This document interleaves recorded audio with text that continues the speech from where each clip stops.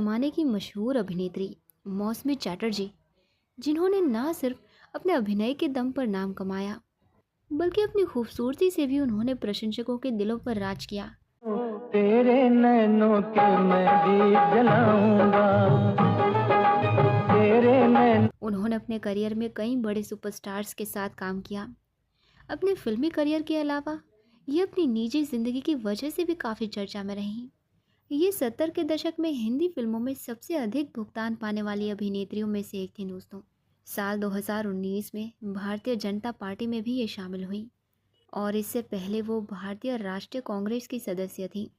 मौसमी चटर्जी का जन्म कलकत्ता में एक बंगाली ब्राह्मण परिवार में हुआ था, जो अविभाजित बंगाल के विक्रमपुर से था। उनके पिता प्रांतोष चट्टोपाध्याय भारतीय सेना में थे और इनके दादा एक न्यायाधीश थे। इनका असली नाम इंदिरा है और मौसमी चटर्जी इनका स्क्रीन नेम है। तेरी नरम सांसों ने ऐसे छुआ। इन्होंने अपने फिल्मी करियर की शुरुआत बंगाली हिट बालिका वधू में एक बाल नायिका के रूप में की थी, जिसका निर्देशन तरुण मजुमदार ने किया था जब वो एक किशोरी थी। मौसमी चटर्जी ने अपने एक इंटरव्यू के दौरान कहा था कि वो बालिका वधू के बाद बंगाली फिल्मों से भर गई थी, लेकिन वो अपनी पढ़ाई पूरी करना चाहती थी। हालांकि फिल्में उनके भाग्य में थी, इसीलिए वो 10वीं कक्षा में पढ़ रही थी। मौसमी चटर्जी कहती हैं कि उनकी एक करीबी चाची अपनी मृत्युशा पर थी और उनकी अंतिम इच्छा थी कि मौसमी चटर्जी विवाहित दिखें। इसीलिए उनकी इच्छा को पूरा करने के लिए इन्होंने शादी कर ली। मौसमी चटर्जी को घर पर इंदिरा के नाम से बुलाया जाता था। सुंदरी पवन पुरवैया मैं हूँ। इनकी सगाई अभिभावक और पड़ोसी हेमंत कुमार के बेटे जयन मुखर्जी से हुई। मौसमी चटर्जी ने साल 1972 में शक्ति सामंत द्वारा निर्देशित हिंदी फिल्म अनुराग में मुख्य अभिनेत्री के रूप में अपनी शुरुआत की। नींद चुराए, चैन चुराए, डाका डाले तेरी बंसी। ये फिल्म एक बड़ी सफलता साबित हुई। उन्होंने एक अंधी लड़की की भूमिका निभाई जो प्यार में पड़ जाती है और उन्होंने सर्वश्रेष्ठ अभिनेत्री के लिए फिल्म फेयर पुरस्कार के लिए अपना पहला और एकमात्र नामांकन अर्जित किया। अनुराग ने सर्वश्रेष्ठ फिल्म के लिए फिल्म फेयर पुरस्कार जीता। मौसमी चटर्जी के ससुर एक प्रसिद्ध फिल्म सेलिब्रिटी थे, इसलिए कई फिल्मी हस्तियां उनके घर आती रहती थीं। उनमें से एक फिल्म निर्माता शक्ति सामंत थे, जिन्होंने उन पर फिल्मों में अभिनय करने का आग्रह किया। हालांकि इन्होंने मना कर दिया था, लेकिन इनके ससुर और इनके पति ने इन्हें प्रोत्साहित किया और इस प्रकार इन्हें अनुराग फिल्म मिली। क्या है? एक बगिया है, उस बगिया। जब मौसमी चटर्जी को इनके हिंदी फिल्मों में इनकी पहली भूमिका के बारे में पूछा गया था, तो इन्होंने कहा था कि जब शक्तिदा ने मुझसे कहा कि मुझे एक अंधी महिला का किरदार निभाना है, तो मैं अचंभित रह गई। वो कहती हैं, मैंने शक्तिदा से ईमानदारी से कहा कि मैं इस भूमिका के साथ न्याय नहीं कर पाऊंगी, क्योंकि मैंने कभी किसी अंधे व्यक्ति का अध्ययन नहीं किया है। लेकिन शक्तिदा ने मुझे आश्वासन दिया कि वो मुझे एक नेत्रहीन स्कूल ले जाएंगे और मुझे प्रशिक्षित करेंगे। मौसमी चटर्जी आगे कहती हैं, उन्होंने पहले एक छोटा सा मुहूर्त शॉट करने का जोर दिया। जब मैं स्टूडियो पहुंची तो मैं नूतन जी, दादा मुनि, राजेश खन्ना, एस.डी. बर्मन और अन्य जैसे बॉलीवुड के दिग्गजों को देखने के लिए उत्साहित थी। जिस क्षण शक्तिदा ने एक्शन कहा, मैंने आत्मविश्वास के साथ अपना घूंट शॉट किया और मेरी सराहना हुई। सुंदरी पवन पुरवैया मैं हूँ।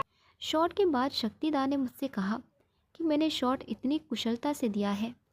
फिर इसके बाद साल 1973 में उन्होंने शक्ति कपूर के साथ नैना, विनोद खन्ना के साथ कच्चे धागे और विनोद मेहरा के साथ उस पार में अभिनय किया।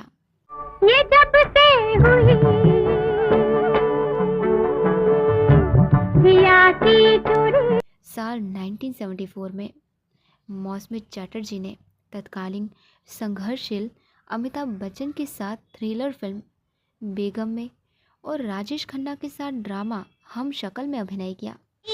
मैं तुमको दूंगी सैया प्यार की निशानी, मैं तुमको दूंगी। इनकी सबसे सफल फिल्म साल 1974 के अंत में आई, जहां उन्होंने मनोज कुमार की रोटी कपड़ा और मकान में एक बाल कलाकार की पीड़िता की भूमिका निभाई।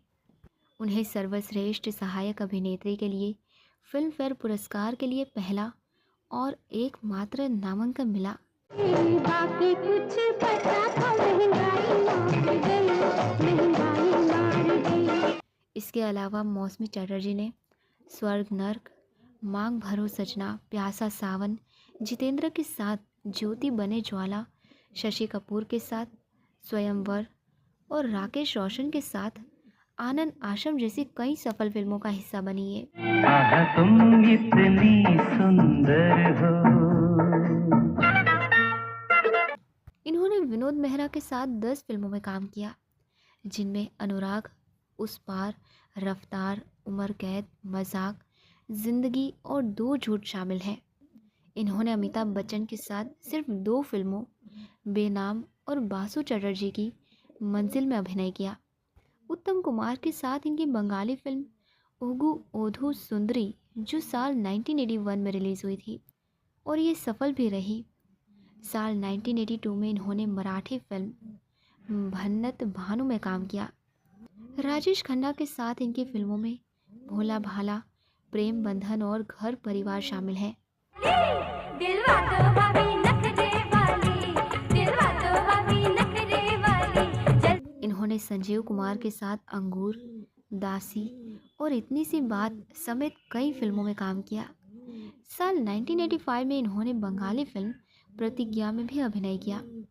साल 1985 से साल 1991 तक मौसमी चटर्जी को चरित्र अभिनेत्री के रूप में अधिक प्रस्ताव मिले और उन्होंने माँ और भाभी की भूमिकाओं में बदलाव किया। अक्सर धर्मेंद्र या सुनील दत्त के साथ इनकी जोड़ी बनाई गई। इन्हें साल 1990 के दशक में घर परिवार और आ अब लौट चलें जैसी फिल्मों में मुख्य भूमिकाएं मिली। इन्होंने साल 2003 में Indo Canadian production Bollywood Hollywood और 2004 में ना तुम जानो ना हम कौन हैं इसमें अभिनय किया। मौसमी चटर्जी ने साल 2006 में तनुजा चंद्रा की जिंदगी रॉक्स के साथ सिनेमा में वापसी की। बालिका वधू के अलावा मुख्य नायिका के रूप में इनकी बंगाली फिल्मों में परिणीता, अनिंदिता, आनंद आश्रम, उगु बोधु सुंदरी, प्रार्थना, शत्रुपा और कारी दिए किनलम भी शामिल हैं।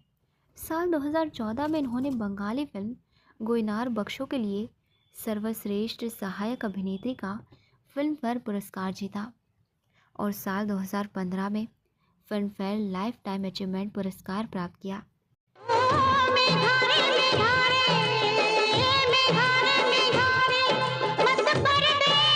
मौसमी चटर्जी की बहुत कम उम्र में शादी हो गई थी दोस्तों। जब इनकी शादी हुई तब ये सिर्फ 10वीं क्लास में पढ़ रही थी।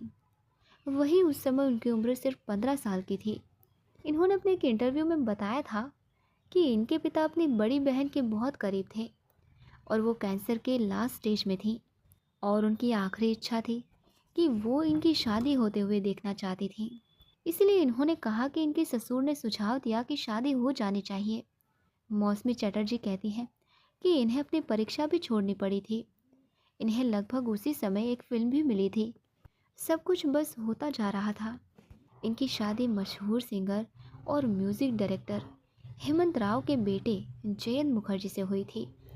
ये शादी के 2 साल बाद ही मां बन गई थी, जबकि इनकी उम्र 17 साल की थी। मौसमी चटर्जी कहती हैं कि मुझे अपनी खुद की मर्सिडीज़ मिल गई। मैं उस समय सक्सेस का मतलब भी नहीं समझती थी। मैं बस बड़े पर्दे पर अपना चेहरा देखकर खुश हो जाती थी।